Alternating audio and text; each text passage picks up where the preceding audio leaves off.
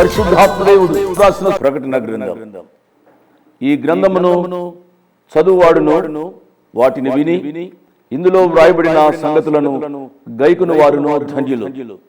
ఈ సంగతులను గూర్చి సాక్ష్యమిచ్చువాడు నేను త్వరగా వచ్చుచున్నానని చెప్పుచున్నాడు. ఆమేన్. ప్రభువైన యేసు రమ్ము అని ఆ ప్రభువును ఆహ్వానిస్తూ ప్రకటన గ్రంథాన్ని మనం ధ్యానం చేసుకుందాం. క్రీస్తు యేసు పరిశుద్ధ నామాన్ని బట్టి, ప్రేమ సమాధానకర్త అయిన యేసు నామాన్ని బట్టి మీ అందరికీ శుభాశీషులు. మానవుని జీవితంలో కోరుకునేది ప్రేమ, తర్వాత సమాధానం.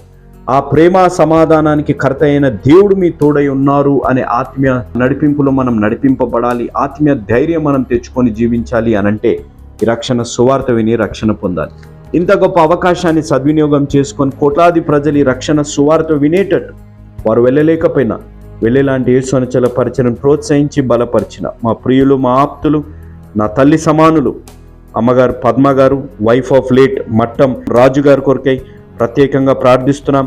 మట్టం రాజు గారి 2వ వర్ధంతి సందర్భంగా ఈ కార్యక్రమానికి వారు స్పాన్సర్ చేశారు. వారి కొరకే, వారి కుటుంబం కొరకే ప్రత్యేకంగా ప్రార్థిస్తాం. ప్రేమ నమ్మకం కలిగిన మా ప్రియ పరలోక తండ్రి, జీవం కలిగిన దేవ, ప్రేమ సమాధానకర్త అయిన దేవ, మీ పాదాల దగ్గరికి తల్లిగారు పద్మమ్మ గారిని తీసుకొని వస్తున్నాం తండ్రి.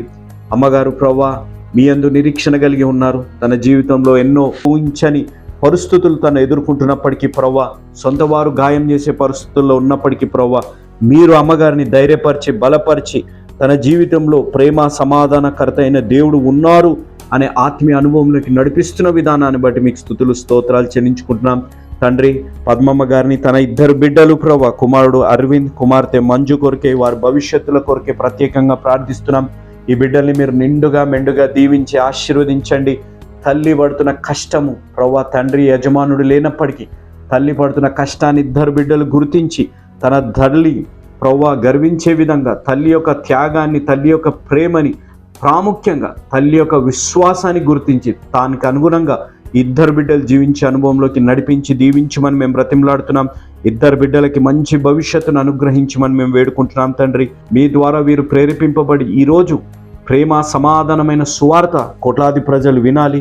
ఎవరి జీవితాలైతే ప్రేమ లేదని, ప్రేమించిన వారు దూరమయ్యారని బాధపడుతున్నారు, కుటుంబంలో సమాధానం లేదని కృంగిపోయి ఉన్నారు ప్రవ్వా, ఈ రక్షణ సువార్త ద్వారా ప్రేమ సమాధానమయ్యే దేవుడు మా తోడున్నారనే ఆత్మీయ అనుభవంలోకి నడిపించే అవకాశాన్ని సద్వినియోగం చేసుకున్న విధానాన్ని బట్టి వారికి, అదే విధంగా ఈ వాక్యం విని రక్షణ తీర్మానం తీసుకోబోతున్న బిడ్డలకి, ఈ వాక్యం వింటున్న ప్రతి బిడ్డలకి ప్రవ్వా మీ ద్వారా ప్రేరేపింపబడిస్తున్న వాగ్దానము మరియు ఆజ్ఞ తండ్రి, ప్రేమ సమాధానములకు కర్తయ్యగు దేవుడు మీకు తోడయ్యుండును. కొరింథీయులకు రాసిన 2వ పత్రిక 13వ అధ్యాయం 11వ వచనం, అదేవిధంగా ఆజ్ఞ సమాధానముగా ఉండుడి. కొరింథీయులకు రాసిన 2వ పత్రిక 13వ అధ్యాయం 11వ వచనం, తండ్రి ఈ వాగ్దానం మా జీవితాల్లో నెరవేరాలంటే సమాధానంగా మా జీవితాల్లో ఉండే ఆత్మీయ అనుభవంలోకి నడిపించి దీవించమని మరొకసారి ప్రవ్వా, భర్త లేడు కానీ దేవుడు తన తోడున్నారని ఆత్మీయ ధైర్యంతో అమ్మగారిని, బిడ్డల్ని మీరు నడిపించి దీవించుమని యేసు నామం అడిగి వేడుకున్నాం తండ్రి.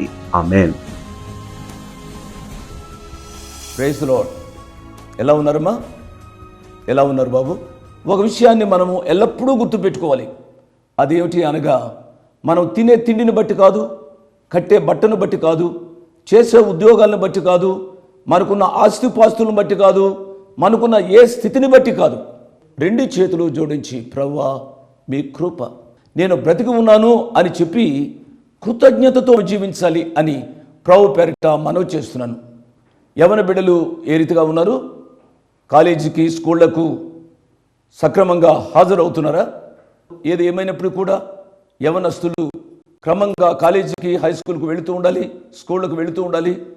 క్రమంగా చదువుకుంటూ మిమ్మల్ని కన్న తల్లిదండ్రులకు అంతకంటే ఎక్కువగా దేవునికి మంచి పేరు, ప్రఖ్యాతులు సంపాదించేవారిగా ఉండాలని ప్రభు పేరిట మనవి చేస్తున్నాను. యవన బిడ్డలారా, ఒక తీర్మానం చేసుకునండి.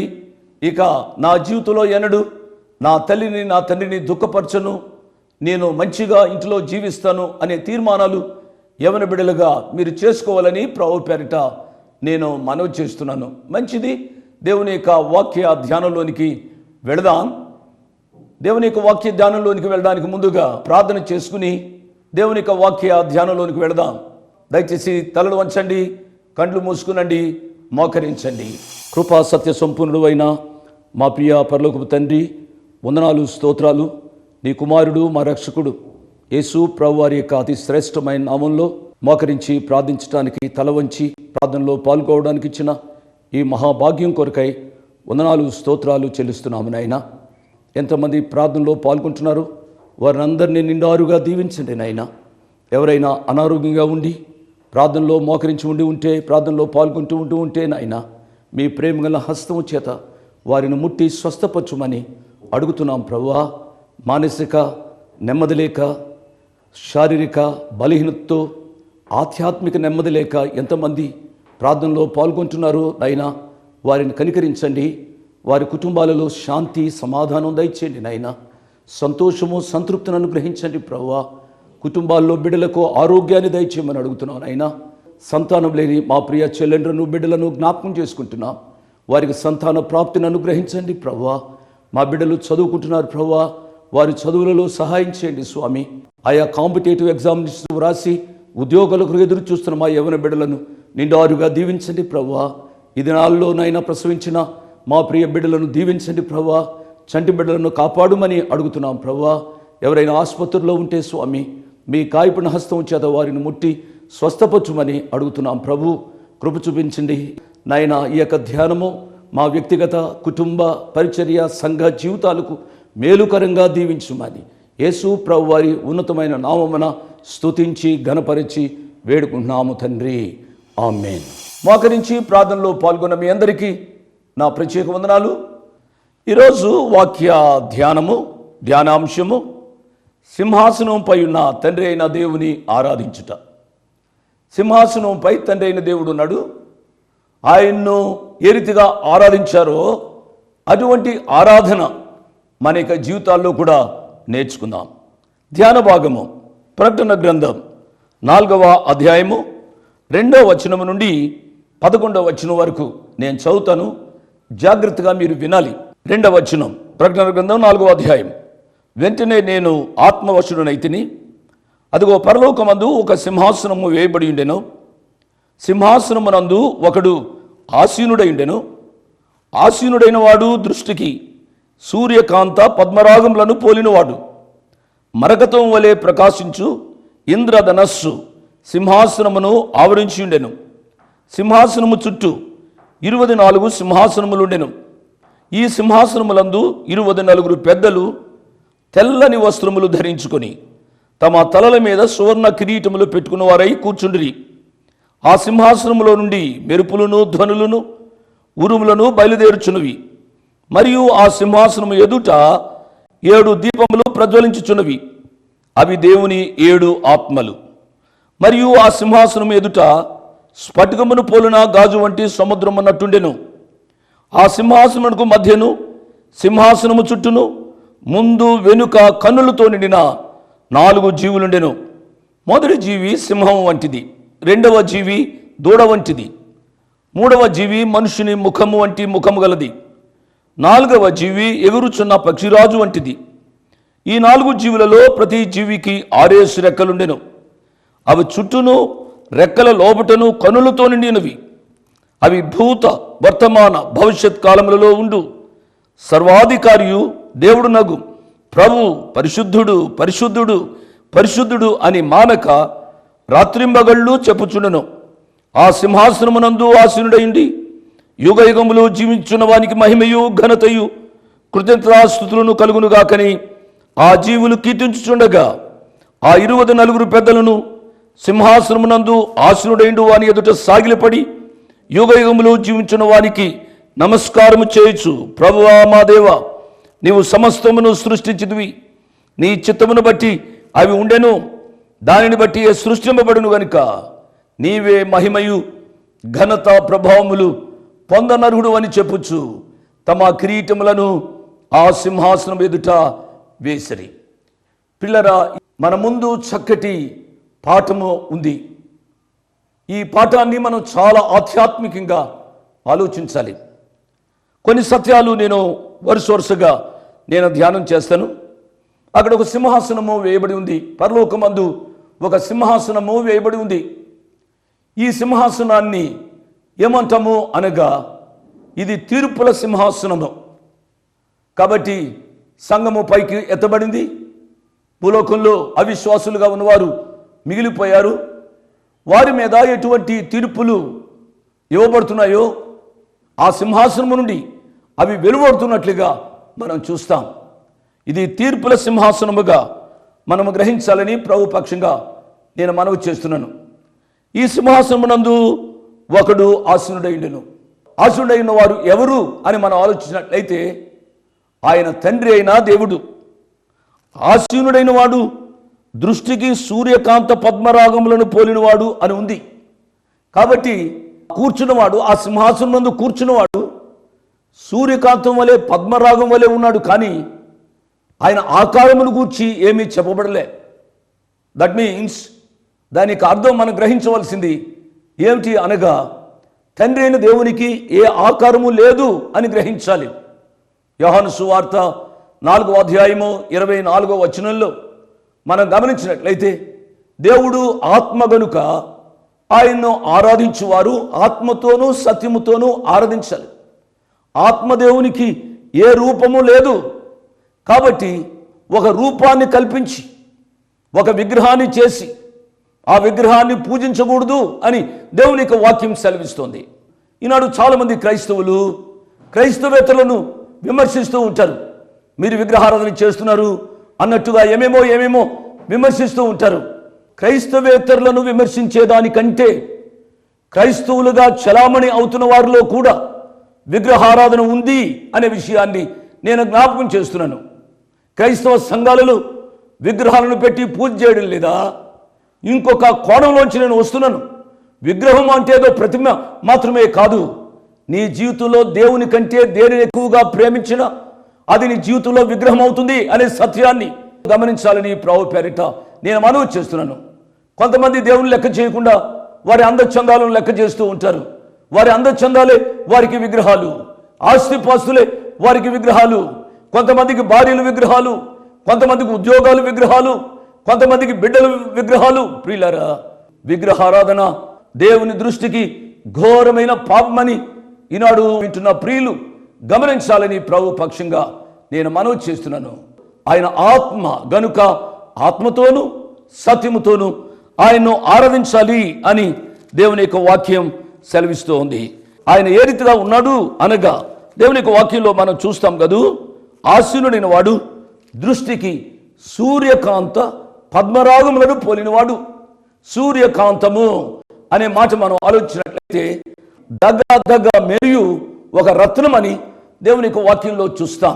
పరిశుద్ధ పట్టణంలో ఆ యొక్క పరిశుద్ధ పట్టణంలోని పునాదుల్లో కూడా ఈ యొక్క సూర్యకాంతపు రాయి ఉన్నట్లుగా మనం చూస్తాం. ఈ సూర్యకాంతపు రాయి దగదగ మెరుస్తోంది అనగా ఆ సింహాసనం ముందు కూర్చున్న దేవుడు దగదగ మెరిసే ప్రకాశమానము కలిగిన వాడు అనగా ఆయన పరిశుద్ధమైన దేవుడు అనే సత్యాన్ని గమనించాలని దేవుని యొక్క వాక్యం పేరిట నేను మనవి చేస్తున్నాను. ఆయన పరిశుద్ధుడు. ప్రియులారా, వాక్యం వింటున్న మనలను ఆయన హెచ్చరిక చేస్తున్నాడు. ఏమిటి అనగా, నేను పరిశుద్ధులను కాబట్టి మీరు కూడా పరిశుద్ధులుగా జీవించండి అని ప్రభువారు మనల్ని హెచ్చరిక చేస్తూ ఉన్నారు.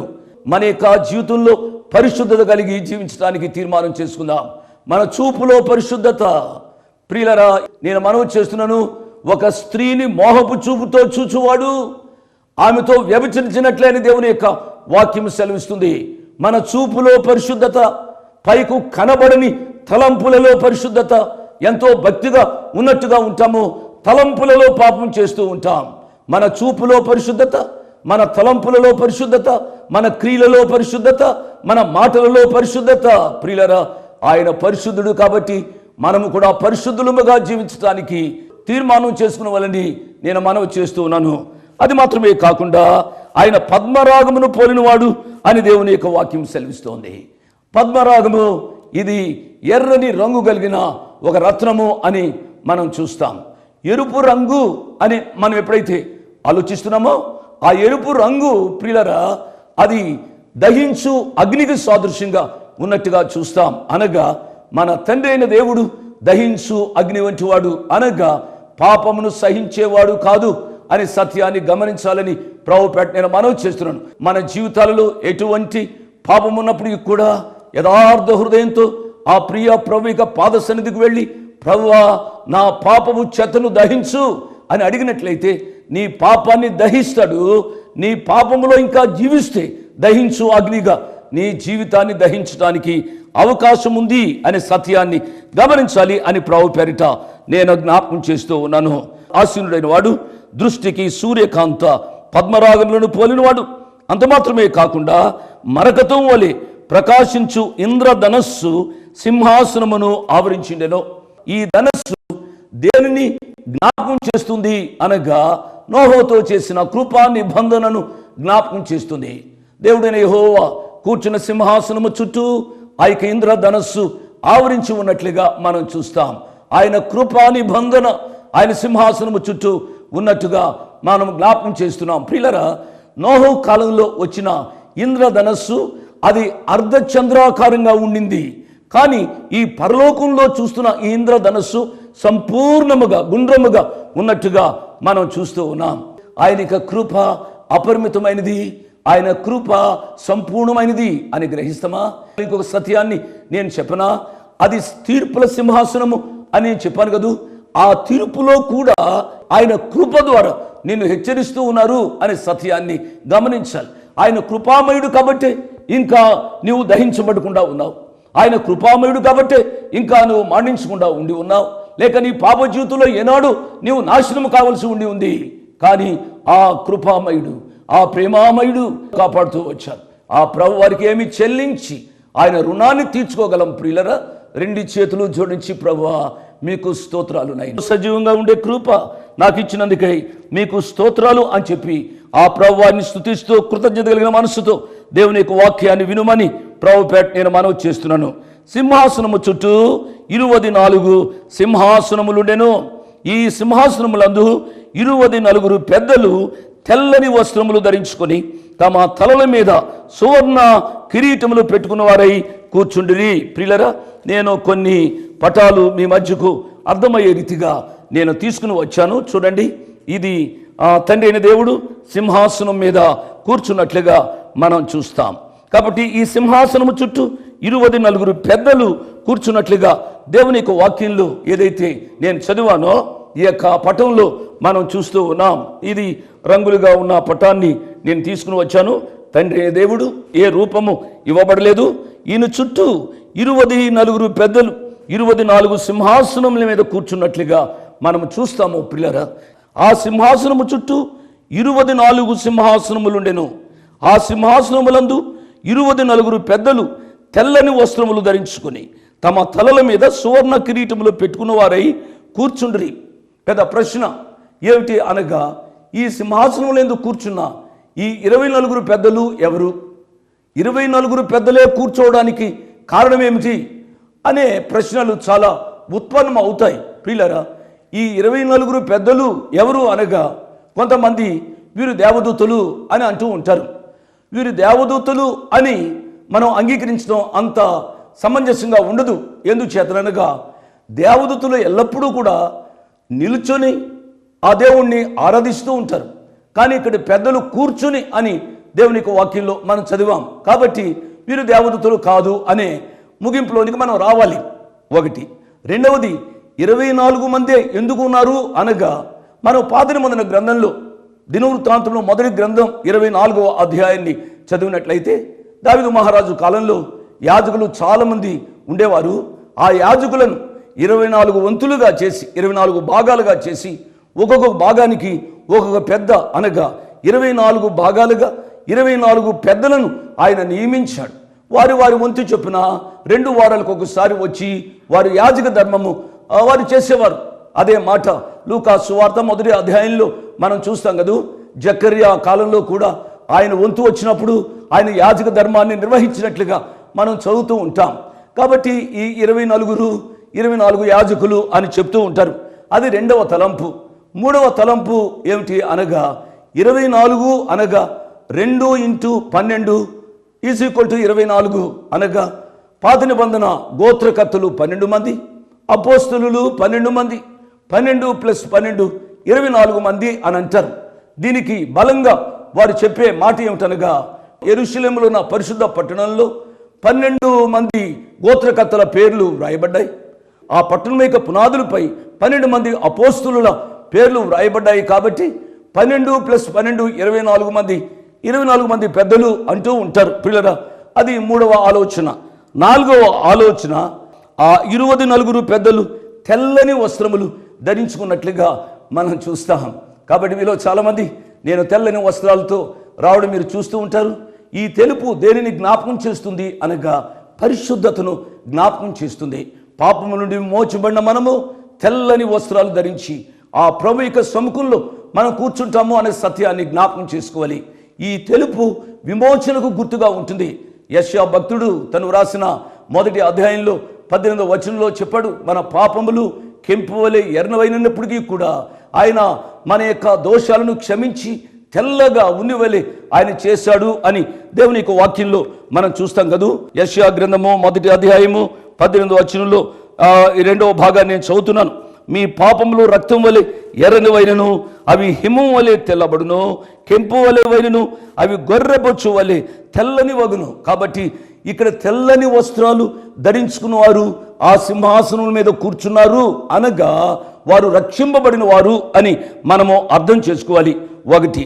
రెండవది ఏమిటి అనగా వారు తలల మీద సువర్ణ కిరీటములు పెట్టుకున్న వారై కూర్చుండిరి అనగా తలల మీద సువర్ణ కిరీటములు, బంగారు కిరీటములు అనేది దేనికి గుర్తు అనగా వారి యొక్క రాజరికాన్ని జ్ఞాపకం చేస్తూ ఉంది. కాబట్టి వారు రాజులుగా మనము గ్రహించాలి. దేవునికి వాక్యంలో పేతురు గారు వ్రాసిన 1వ పత్రిక 2వ అధ్యాయం 8-9 వచనాల్లో మీరు చూసినట్లయితే మీరు రాజులైన యాజక సమూహము అని అంటాడు. కాబట్టి సంఘాన్ని, సంఘంలోని విశ్వాసులను రాజులుగా పోల్చబడినట్లుగా మనం చూస్తాం. వీరు రాజులుగా సువర్ణ కిరీటములను ధరించారు. అంత మాత్రమే కాదు, చూడండి ప్రకటన గ్రంథం 5వ అధ్యాయము 10వ వచనంలో ఆ పెద్దలు, నీవు ఈ గ్రంథమును తీసుకుని దాని ముద్రలను ఇప్పుడుకు యోగ్యుడవు, నీవు వధింపబడిన వాడివై, జాగ్రత్తగా వినాలి, నీవు వధింపబడిన వాడివై నీ రక్తమిచ్చి ప్రతి వంశములోను, ఆయా భాషలో మాట్లాడు వారిలోను, ప్రతి ప్రజలోను, ప్రతి జనములోను దేవుని కొరకు మనుషులను కొని మా దేవునికి వారిని ఒక రాజ్యముగాను యాజకులను గాను చేసితివి. కనుక నూతన నిబంధన క్రమంలో రక్షింపబడిన విశ్వాసులు యాజకులు, రాజులు అని గ్రహించాలి. పిల్లరా, సిఐ స్కోఫీల్డ్ రెఫరెన్స్ బైబిల్లో ఉన్న మాట ఏమిటనగా ప్రతి ప్రజలోను, ఆయా భాషలు మాట్లాడే వారిలోను, ప్రతి జనంలోనూ దేవుని కొరకు మనుషులను కొని అనే దానికంటే దేవుని కొరకు మమ్ములను కొన్నావు అన్నట్టుగా పిల్లరా సంఘాన్ని ఆయన కొన్నట్లుగా, ఆయన రక్తమిచ్చి కొన్నట్లుగా మనము చూస్తాం. కాబట్టి ఈ 24 పెద్దలు సంఘానికి యేసు ప్రభు వారి యొక్క రక్తము చేత కడగబడిన సంఘానికి సాదృశ్యము అనే సత్యాన్ని గమనించాలి అని ప్రభు పేరిట నేను మనవి చేస్తూ ఉన్నాను.